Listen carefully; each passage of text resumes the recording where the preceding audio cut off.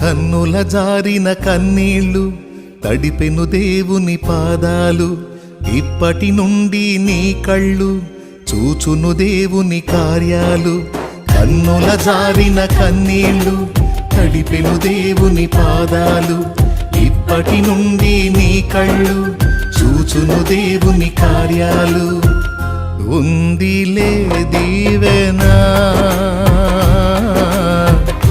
ఎందుక వేదన, పొందిన యాతన దేవుడే మరచునా.